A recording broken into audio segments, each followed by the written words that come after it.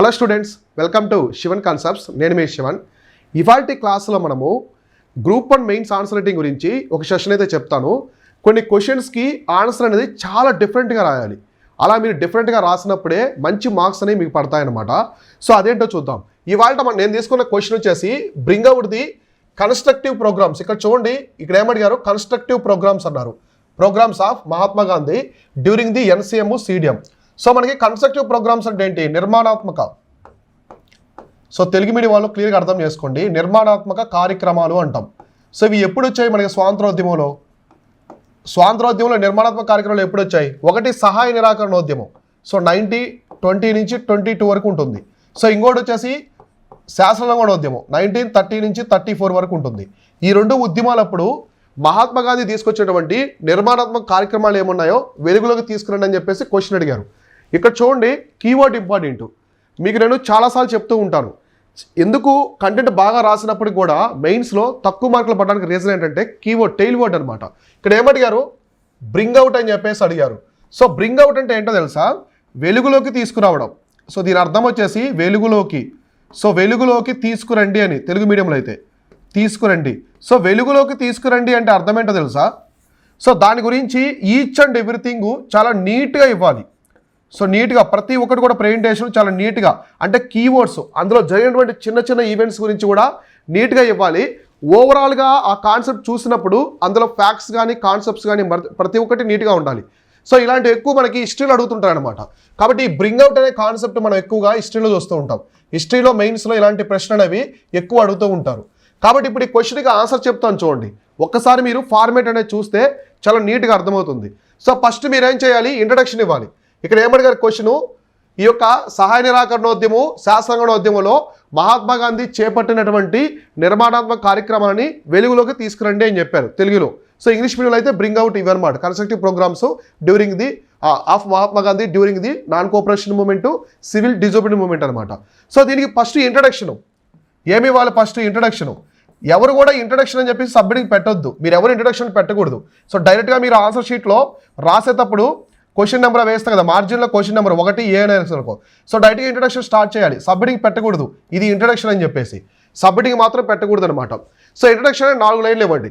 Introduction అనేది ఒక్కో person ఒక్కోలా ఇస్తారు, ఒకటే ఇవ్వాలని లేదు.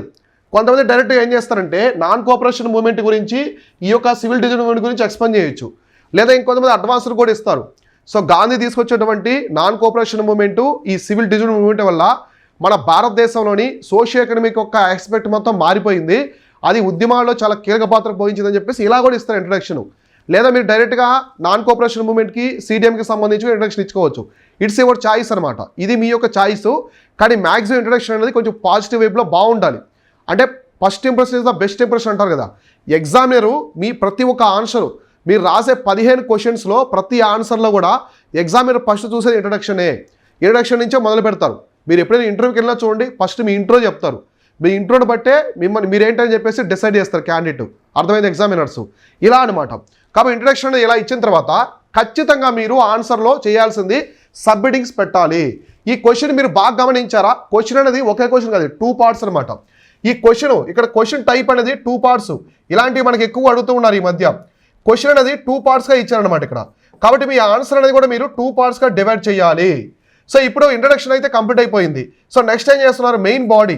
సో ఆన్సర్కి సంబంధించినటువంటి మెయిన్ బాడీని మీరు ఇక్కడ 2 పార్ట్స్గా డివైడ్ చేసుకోవాలి. ఎందువల్ల? ఎందుకంటే ఇక్కడ కన్స్ట్రక్టివ్ ప్రోగ్రామ్స్, నిర్మాణాత్మక కార్యక్రమాలు అడిగారు, కానీ 2 మూమెంట్స్కి అడిగారు. మీరు డైరెక్ట్గా సబ్మిటింగ్ పెట్టకూడదు. ఏమని constructive programmes of Mahatma Gandhi during NCM and CDM and submitting పెట్టకూడదు.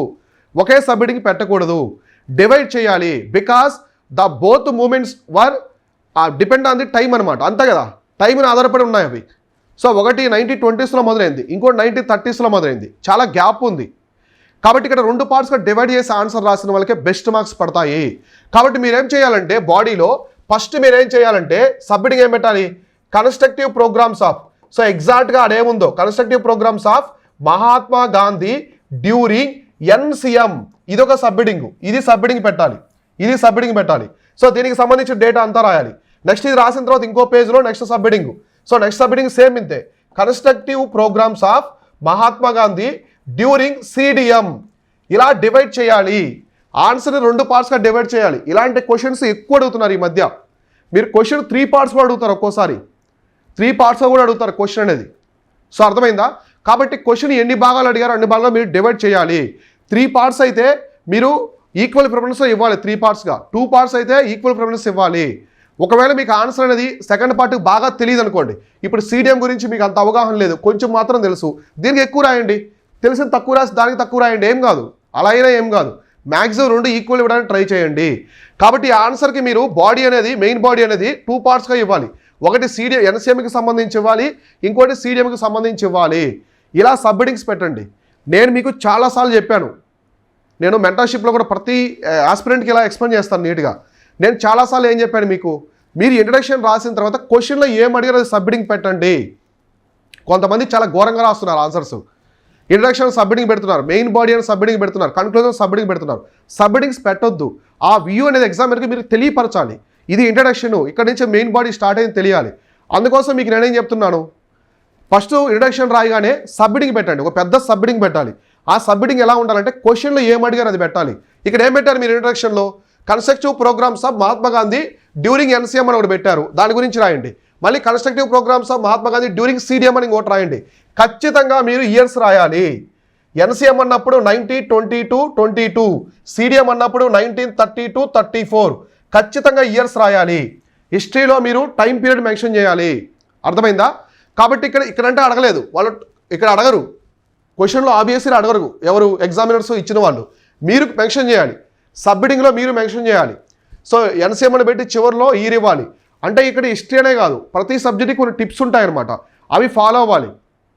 అదే మీరు ఒకే సబ్ హెడ్డింగ్ కింద రాశారనుకోండి, మీకు 3 మార్క్స్ 4 మార్క్స్ పడతాయి. అదే ఇలా రాశారంటే 7-8 మార్క్స్ గెయిన్ చేసుకుంటారు. అంటే ఇక్కడ ఏ అనే అభ్యర్థి రాసే ఆన్సర్ ఒకటే, B అనే అభ్యర్థి రాసే మార్కులు ఒకటే అనమాట. కానీ B అనే అభ్యర్థి మాత్రం ఎక్కువ గెయిన్ చేసుకుంటున్నాడు. అంటే అతను రాసిన కంటెంట్ అతను రాసిన కంటెంటే, కానీ కొంచెం స్మార్ట్గా రాశాడు. ఒకే సబ్ హెడ్డింగ్ కాకుండా 2 మూమెంట్స్ని డివైడ్ చేసుకొని రాశాడు. ఇదేముంది అందరికి తెలిసిందే కదా అనుకుంటాం. సరే ఈ క్వశ్చన్ మీకు తెలుసు, మిగతా క్వశ్చన్స్కి స్మార్ట్గా ఆలోచించండి. మెయిన్స్ అంటేనే బ్రెయిన్కి పని పెట్టండి, బాగా ప్రాక్టీస్ చేయండి. మేము మెయిన్స్లో బాగా చదువుతున్నాం, కంటెంట్ బాగుంది, వీక్గా ఉన్నాం ఆన్సర్ రైటింగ్ అనుకుంటే మెంటర్షిప్లు జాయిన్ అవ్వండి. నా దగ్గర అని కాదు, మీకు నచ్చిన చోట మెంటర్షిప్ జాయిన్ అవ్వండి. ఇట్ హెల్ప్స్ మోర్ అనమాట. చాలా హెల్ప్ అవుతుంది మెంటర్షిప్ మీకు. ఎందుకంటే మెంటార్గా నేను సుమారు చాలామంది, సో హండ్రెడ్స్ ఆఫ్ పీపుల్ ఆ క్వశ్చన్స్ నేను చూస్తాను, ఆన్సర్ చూస్తాను కదా, అందులో బెస్ట్ ఏదో నేను చెప్తాను. ఇంకా ఎవరో తప్పులు రాస్తే వాళ్ళకు కూడా నేను చెప్తాను టిప్స్, ఇలా రాశారు మన స్టూడెంట్, ఇలా రాస్తే ఇంకా బాగుంటుందని. చాలా పేపర్స్ చూస్తాను కాబట్టి నాకు తెలుస్తుంది ఏంటని. కాబట్టి మెంటార్స్ మీకు చాలా హెల్ప్ చేస్తారు మెయిన్స్లో. సో మనకి లాస్ట్ టైం TGPSC గ్రూప్ 1లో కూడా చాలా మంచి ర్యాంక్స్ వచ్చాయి. వాళ్ళంతా కూడా విలేజ్ బ్యాక్గ్రౌండ్, సో అక్కడి నుంచి వచ్చిన వాళ్ళు, రీసెంట్గా మనకి ఫ్రెష్ గ్రాడ్యుయేషన్ అయిన వాళ్ళు మంచి ఎఫర్ట్ పెట్టారు మెయిన్స్ మీద. చాలా టిప్స్ చెప్పాను. ప్రెజెంటేషన్ ఎలా ఇవ్వాలి, కంటెంట్ మాత్రమే కాదు ప్రెజెంటేషన్ కూడా. ఇక్కడ చూడండి ఇదంతా కంటెంటే. ఇప్పుడు ఏ అభ్యర్థి ఒకే సబ్ హెడ్డింగ్తో రాస్తాడు, B అభ్యర్థి 2 సబ్ హెడ్డింగ్లు పెట్టాడు. ఇక్కడ డిఫరెన్స్ ఏంటి? కంటెంట్ కాదు. కంటెంట్ ఇద్దరితో సేమ్గా ఉండొచ్చు ఆబ్వియస్లీ. ఇక్కడ ఉండేది ఏంటి? ప్రెజెంటేషన్లో డిఫరెన్స్ ఉంది. కాబట్టి మార్క్స్ ఎవరు కొట్టేస్తారంటే బాగా ప్రెజెంటేషన్ బాగున్న వాళ్ళు. కంటెంట్ అందరూ రాస్తున్నారు కానీ ప్రెజెంటేషన్ కూడా బాగా ఇచ్చిన వాళ్ళకే మార్క్స్ పడతాయి, కంటెంట్ ఒకదానికి మార్క్స్ పడవు. కాబట్టి ఇలా 2 పార్ట్స్గా మీరు డివైడ్ చేసుకొని ఎక్స్ప్లెయిన్ చేయాలి. సో అర్థమైందా? ఇప్పుడు ఒక్కసారి దీనికి సంబంధించి మీకు చెప్తాను, ఆన్సర్ ఎలా రాయాలో చెప్తాను. ఆన్సర్ ఎలా రాస్తే ఈ క్వశ్చన్కి బాగుంటుందో చూద్దాం. ఒకసారి సింపుల్గా చెప్తాను, సింపుల్గా తక్కువ టైంలో చెప్తాను, మీరు దానికి సంబంధించి గ్యాదర్ చేసుకోండి ఆన్సర్ అనేది. సో ఒక్కసారి దీనికి సంబంధించి ఆన్సర్ చూద్దాము. ఇప్పుడు ఇంట్రడక్షన్ అయిన తర్వాత మెయిన్ బాడీలో మనం ఏం చెప్పాము? First constructive programmes of Mahatma Gandhi during ఏంటి? ఫస్ట్ ఏంటి? NCM అంటే నాన్ కోఆపరేషన్ మూమెంట్. ఎప్పటి నుంచి జరిగింది ఇది? 1920 నుంచి 22. ఇలా పెట్టాలి మీరు. సో మెయిన్ బాడీలో ఫస్ట్ సబ్ హెడ్డింగ్ ఇలా పెట్టాలి. సో బాక్స్ కొట్టండి, లేదా ఇలా అయినా చేసుకోండి, సింపుల్గా మీరు ఎలా అయినా పెట్టండి. కొందరు ఓన్లీ గీత పెడతారు, కొందరు బాక్స్ లాగా కూడా కొడతారు, అది మీ చాయిస్ అనమాట. సో బాక్స్ కొట్టితే తప్పు అంటే తప్పేం కాదు. మీకు వైట్ పేజ్ ఇచ్చారనుకోండి, వైట్ పేజ్ ఇచ్చినప్పుడు బాక్స్ కొట్టవచ్చు. ఎటువంటి బాక్సెస్ కొట్టకూడదు అంటే డిఫరెన్సెస్ అనమాట. క్వశ్చన్స్కి తప్పటి డిఫరెన్స్ ఇచ్చి 2గా డివైడ్ చేస్తారు చూడండి. ఇప్పుడు హిమాలయ నదులకి ఆ ద్వీపకల్ప నదులకి మధ్య డిఫరెన్స్ రాయమన్నప్పుడు ఆన్సర్ అంతా బాక్స్ కొడతారు చూడండి, ఇట్స్ ఇన్వాలిడ్ అనమాట. అట్లాంటి రాయకూడదు, నేను చెప్తాను రాబోయే రోజుల్లో. ఇప్పుడు ఏమన్నారు? NCM గురించి అడిగారు. NCMలో కన్స్ట్రక్టివ్ ప్రోగ్రామ్స్, నిర్మాణాత్మక కార్యక్రమాలు ఏమున్నాయి? NCMలో ఎటువంటి మూమెంట్స్ తీసుకొచ్చారు? ప్రధానంగా ఏం తీసుకొచ్చారు? స్వదేశీ ఖాదీని డెవలప్ చేయమన్నారు, హిందూ ముస్లిం యూనిటీ తీసుకొచ్చారు, ఎడ్యుకేషన్ గురించి తీసుకొచ్చారు, సోషల్ హార్మోనీ, అంటే అన్టచబిలిటీ ఇటువంటి లేకుండా చేశారు, అవునా కాదా? కాబట్టి ఒక్కొక్కటి సబ్హెడింగ్ పెట్టండి సింపుల్గా. సో ఒక్కొక్కటి ఫస్ట్ సోషల్ హార్మోని అని పెట్టండి. సోషల్ హార్మోని సబ్హెడింగ్ పెట్టండి. సో దీంట్లో ఒక 2 పాయింట్లు రాయండి. Anti untouchability. సో గాంధీ ఏం చెప్పాడు? అంటరానితనం అనేది ఉండకూడదని చెప్పాడు కదా. సో యాంటీ అన్టచబిలిటీ అని పెట్టి దీని గురించి రాయండి. హరిజను. సో అప్పట్లో హరిజనుల గురించి గాంధీ వెల్ఫేర్ స్కీమ్స్ కానీ తీసుకొచ్చారు కదా. సో కాబట్టి దీని గురించి రాయండి. ఇది ఒకటి. నెక్స్ట్ అందరిలో కూడా ఈక్వాలిటీ ఉండాలని చెప్పాడు, అవునా కదా? సో ప్రజలందరిలో కూడా ఈక్వాలిటీ, సమానత్వాన్ని బోధించాడు. సో ఉద్యమం కానీ ప్రతి ఒక్క దాంట్లో కూడా ఏది ఉండకూడదు. కాబట్టి సోషల్ హార్మోనీకి సంబంధించి చెప్పాడు కదా. ఇది ఒక సబ్హెడింగ్ పెట్టండి. ఇంకో సబ్హెడింగ్ పెట్టండి. ఇంకోటి ఏం చేశారు? ప్రధానంగా గాంధీ వచ్చేసి స్వదేశీ అండ్ ఖాదీ ప్రమోషన్ చేశారు, అవునా కాదా? మనమే తయారు చేసుకోవాలి, బ్రిటిష్ వాళ్ళది అక్కర్లేదు. స్వదేశీ అండ్ ఖాదీ తీసుకొచ్చారు కదా. ఖాదీ ప్రమోషన్ చేశారా లేదా? ఇక్కడ ఏం చేశారు? ఖాదీకి సంబంధించినటువంటి రాట్నం, మనం రాట్నం అంటాం కదా, వీలు చరక అంటాము. సో వీటి గురించి రాయండి, స్వదేశీ వస్తువుల గురించి, వీటి గురించి. ఇంకా సాల్ట్, ఉప్పు కూడా మనం స్వదేశీ పరంగానే చేసుకోవాలి. ఇలాంటి వాటి గురించి ఎక్స్ప్లెయిన్ చేయండి. ఇలా సబ్హెడింగ్స్ పెట్టండి. సబ్హెడింగ్స్ పెడితే చాలా అట్రాక్టివ్ ఉంటుంది ఆన్సర్ అనేది. ఇలా సబ్హెడింగ్లు పెట్టాలి. ఇలా ఒక 3 రాయండి. సో ఇలా దీనికి సంబంధించి ఒక 3 రాయండి. ఇంకో దానికి సంబంధించి ఒక 3 రాయండి. ఇంకా ఏం తీసుకొచ్చారు? సో ఇంకా మనకి ఎడ్యుకేషన్ తీసుకొచ్చారు. ఇదే టైంలో మనకి నాన్ కోఆపరేషన్ టైంలో ఎడ్యుకేషన్ కూడా మీకు బాగా గుర్తుందా? ఎడ్యుకేషన్ గురించి ఇందులో మనకి నేషనల్ ఎడ్యుకేషన్ కౌన్సిల్ ఇన్స్టిట్యూషన్ తీసుకొచ్చారు. ఎస్పెషల్లీ మనకి కాశీ విద్యాపీఠ్ తీసుకొచ్చారు 1920లో. ఇదే 1920లో గుజరాత్ విద్యాపీఠ్ తీసుకొచ్చారు, బీహార్లో తీసుకొచ్చారు, జామియా మిలియా ఇస్లామియా యూనివర్సిటీ తీసుకొచ్చారు 1920లోనే. ఇలాంటివి రాయండి.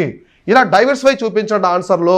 చాలా మంచి మార్క్స్ పడతాయి. చూడడానికి ఇలా ఉంటుంది కానీ 7-8 మార్క్స్ గెయిన్ చేసుకుంటారు. అర్థమైందా? కాబట్టి ఇలా ఒక 3-4 రాయండి. ఒక 3-4 ఇలా రాయండి. నీట్గా ఇవ్వాలి. Khadi, salt, equality, anti touchability. ఇంకా మనకి ఇటువంటి కాశీ విశ్వవిద్యాలయము, గుజరాత్ విద్యాపీఠు, కాశీ విద్యాపీఠు, ఇంకా మనకి ఇక్కడ చూసుకుంటే జామియా మిలియా. ఇవి కీవర్డ్స్ అనమాట.